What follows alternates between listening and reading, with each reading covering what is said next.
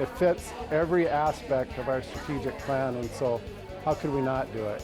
A big announcement that will make it easier for local college students to access low-cost reproductive health services. Plus, got veggies?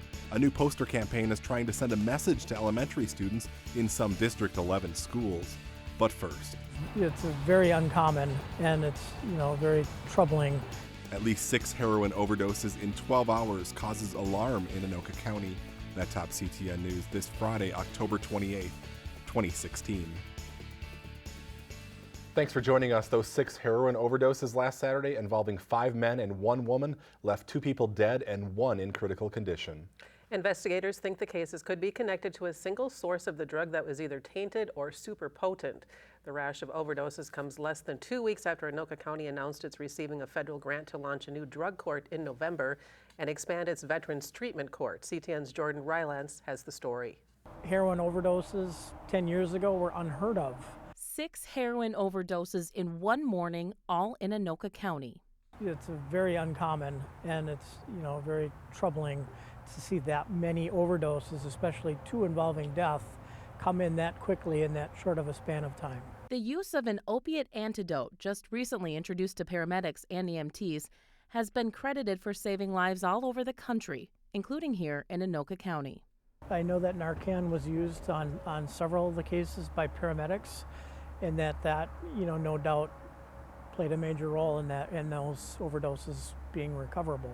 Now Anoka County is doing something to curb drug use and recidivism, drug court. We started looking at drug court as an alternative to not only save the community money, which it does, but also to actually have people who have an extensive history in drug use, where it's impacted them to the level where they're involved with the court system, and to give them a meaningful second chance. The drug court is funded through a 3-year federal grant. When those 3 years are up, officials hope to continue the program through community support, state and national grants. The first goal is sobriety. That's all we're focusing on. Once we achieve sobriety, we work on mental health issues. We work on transportation. We work on employment. We work on education. They cannot graduate the program without a GED or the equivalent. The program is expected to last 18 months for each participant. Program officials anticipate serving 25 to 30 people at a given time and between 50 to 60 people during the 3-year grant. The first drug court in Anoka County will be held November 10th. In Anoka, Jordan Rylance, CTN News. The 10th Judicial District, which includes Anoka County, is the only district in Minnesota that currently does not have a drug court. The 3-year federal grant is worth $350,000. Also, the county is getting another $300,000 to expand its Veterans Treatment Court to include more participants. This week, District 11 kicked off a drug awareness series aimed at preventing substance abuse by teens.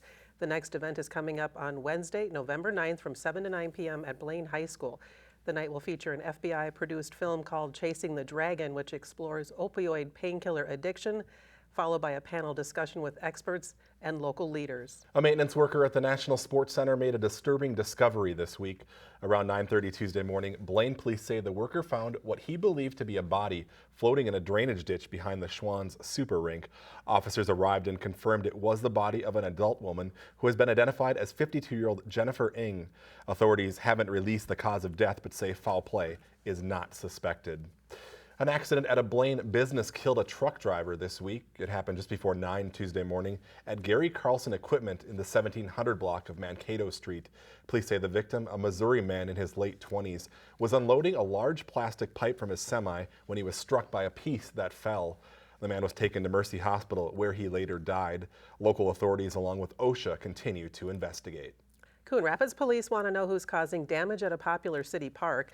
The latest incident of vandalism at Lyons Coon Creek Park occurred on October 16th. Someone knocked over all the garbage cans and flipped some benches. Also, vandals broke hand towel and soap dispensers off the wall in the main pavilion and bent a park sign and broke the noses off 2 concrete lions in the Memorial Garden area. In previous incidents, swings have been rearranged and netting torn down. Anyone with information is asked to call Coon Rapids Police. Investigators in Andover are narrowing their search for suspects in several arsons at parks in that city after the announcement of a $5,000 reward earlier this month. Numerous tips have come in. Investigators are building a case from several leads. Since late June, Andover has seen at least 6 fires in city parks. The biggest one, which occurred in late September at Shadowbrook East Park, destroyed the playground, causing $38,000 in damage. A low-cost reproductive health clinic is forming a new partnership with a local college campus. The Nucleus Clinic, celebrating its 45th anniversary, will soon offer the clinic services at Anoka-Ramsey Community College. CTN's Joe Nelson found out how the clinic will also help the school's nursing program and what other benefits come from this week's announcement. People will drive by and say, "What is that? What's that Nucleus Clinic?" There was a time when Becky Fink and many others didn't know if the Nucleus Clinic off Coon Rapids Boulevard would see its 45th birthday. A lot of debt, and literally people just kind of said, "You need to close." Serving about 1,000 patients annually, the clinic offers testing and treatment for sexually transmitted infections, family planning education, birth control, and healthcare services. Going from a city operation to a nonprofit about 7 years ago was a tough transition, but loans and fundraising gave them enough time to secure grants and other funding to not only survive, but grow. We cleaned out our garages, and we had a garage sale right out there on the corner so we could pay our liability insurance. No longer in debt, but still looking to help more people, Fink says conversations with the Anoka-Ramsey Community College's Dean of Nursing led to an idea. With enough space at Anoka-Ramsey to add service and staff, soon the Nucleus Clinic will open another office 1 day a week on campus. The care that we provide here is life-changing and in some cases life-saving. Nucleus celebrated its partnership with ARCC and its 45th anniversary at an open house event Thursday. It's also great for our student population in general and our nursing students as well. They can help provide the care and really help our students be healthier. It also gives nursing students a chance to learn from Nucleus nurse practitioners on the job. The best way for nurses to learn is by doing and to get to see other people in action. And it gives the Nucleus Clinic added visibility to serve even more people. This is what partnership is all about.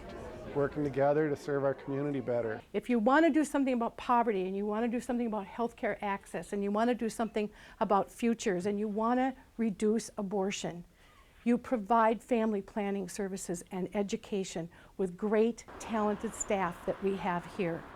The satellite clinic expects to open on campus in January, starting with 1 day a week. The main clinic on Coon Rapids Boulevard is open on Mondays, Wednesdays, and Fridays. Stephen Karen? All right, great idea. Thanks, Joe. After years of steady or declining enrollment, the student population in District 11 took an unexpected jump this year. As of October 1st, District 11's enrollment stood at 37,200 students in grades K through 12. That's 644 more students than last year and much higher than the projected increase of 165 students. District 11's minority population also continues to increase and now sits at 27.5%. The number of students on the free and reduced lunch program also edged up to just over 35%. Got veggies? That's the question now being asked at several District 11 schools as part of a new campaign.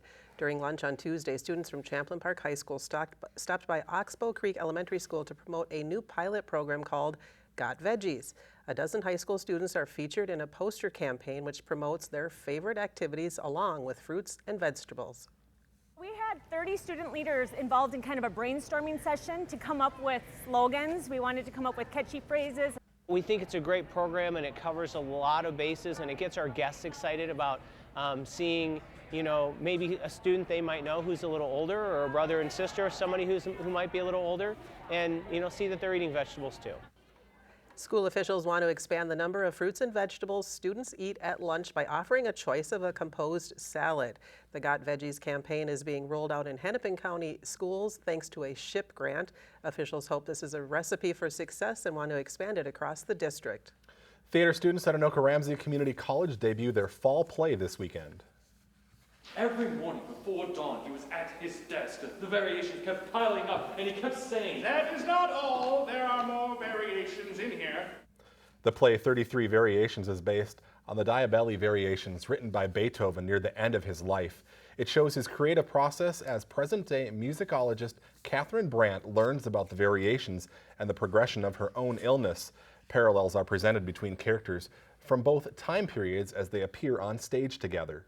I play Clara Brandt, who is Catherine Brandt's daughter. They don't get along with each other very well. There's a very strained relationship there.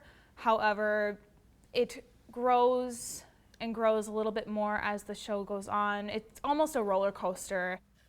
33 Variations is being staged this weekend and next in the Performing Arts Center. Performances begin at 7:30 p.m. Tickets can be purchased at the college bookstore or at the door on the night of the performance. They always usually have packed theaters out there, so. They do, and I was Great at shows. Lyric Arts last night for the Patsy Cline show, Oh. and that was awesome. So we're so fortunate here in the North Metro with our theater. Yeah, lots of good shows, definitely. All right, we'll have a very safe Halloween next Monday, and we'll look for you back here again in November.